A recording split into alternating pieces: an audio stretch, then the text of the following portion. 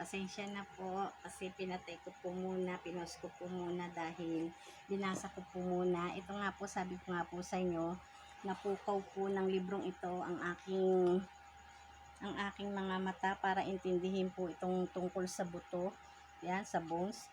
Kung makikita niyo po, may mga numbering po yan, no? May mga kanya-kanya po siyang number na nakakonect po sa kanya-kanya pong parte ng ating katawan. Tingnan niyo po, kasi medyo naintindihan ko po siya. Ito pong sa bones, meron po siyang 12 parte ng ating katawan. Una nga po yung skull, ito pong sa ating ulo, yung mandible, vertebrae, clavicle, scapula, manubrium, body of sternum, xiphoid process, ribs, humerus, radius, and ulna. Yung pong skull, yun nga po yung sa ating ulo. Tingnan nyo naman po kadami ng parte ng ating ulo. Ayan po. Meron po siyang parietal, meron po siyang sagittal suture, kung ano-ano pa po. May coronal suture pa po, temporal bone, lumboidal suture, squamous suture, occipital, mastoid process. Ang dami po, no? Yan. Medyo sa pagte-therapy ko po, yan nga po yung mga inaaral ko po para po pag humawak po ako sa katawan ng tao, medyo nakaka-relate po ako dyan sa mga binabasa ko. Kagaya nga po niyan, yung sa skull, yan po yung sa ating ulo, yung sa mandible, dito po sa ating panga dito. Yung vertebrae po yung ating pong mga ribs, yan. Yung clavicle, ito po yung first rib po natin dito. Tapos po yung scapula, yung pong ating tinatawag na shoulder blade or paypay po sa Tagalog. Tapos po yung manubrium, ito po yun dito. Diyan ko po tinitrigger yung sternocleidomastoid na nakakulik po dito sa ating likod ng tenga. Pag na-trigger ko po yan ay napakalaking tulong din po sa kapwa. Talaga pong nakakagaling. Yun nga po yung body of sternum. Yan po, ito po yung ating sternum. Ito pong pinaka-center po natin na to. Yan. May patulis po yan ganun.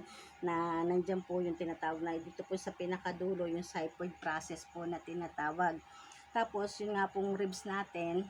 Yan, yung bawat ribs po natin na yan.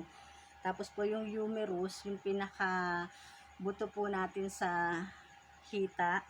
Napakahirap pong kung mapapansin nyo po, kaya nasasaktan po yung mga kliyente ko. Siyempre po, ang inaabot ko po ay yung mga ugat ng buto, yung po mga numbering na yan. Kung mapansin nyo po, ayan po, oh. May number po yung bawat butas po ng ating buto. Yan nga po. Tapos po yung humerus nga po. Tapos ito pong radius, dito po, oh. Yan po yung madalas ko pong tinitrigger dahil ito po, nakakonect po itong points na to sa mga may sakit po sa matres. Unang-una po yung mga may PCOS. Tapos po sa mga kalalakihan naman po, yung po mga may prostate o tinatawag pong prostata sa Tagalog.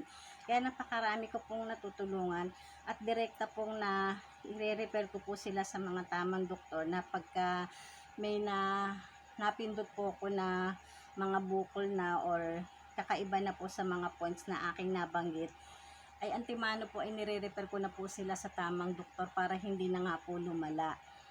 Tapos po, yun nga po, tinetherapy ko, tapos po binibigyan ko po sila ng 6 na sessions na sa pag po hindi ko po nakuha or hindi ko po, halimbawa po nakapako pong, kasi hindi naman po agad-agad makakapamo yung bukol eh.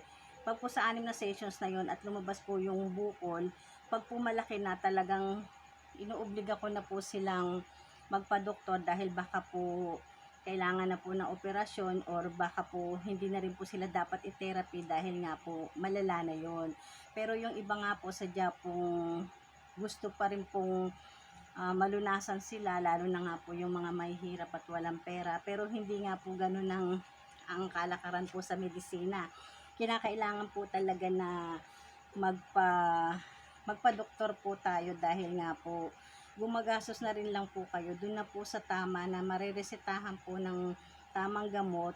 Pwede naman din pong i-therapy dahil nga po kapag na-therapy po ang isang taong may sakit ay nagpo-flow po yung blood flowing niya, yung circulation po ng dugo niya ay umaayos, nagpo-flow po ng maayos, ang kanya pong nerve nag-i-stimulate din po ng maayos, ang kanya pong muscle, yung mga, lalo na po yung muscle spindle na nagkakapulupulupot po yung mga ugat-ugat natin dyan, ay nakokorek po ng tamang hagod at tamang trigger point po. Yun po yung masasabi ko. Sa ngayon po, puputulin ko po muna ulit kasi medyo may dumating po akong tao. Sa susunod na lang po ulit. Paano po? Salamat po sa inyong pakikinig at pagbabasa po sa aking mga itinuturo.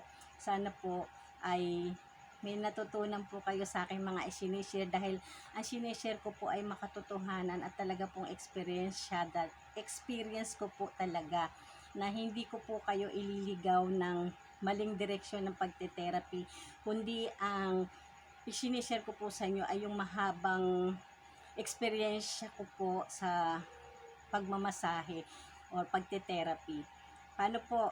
I love you all and God bless us all. Bye!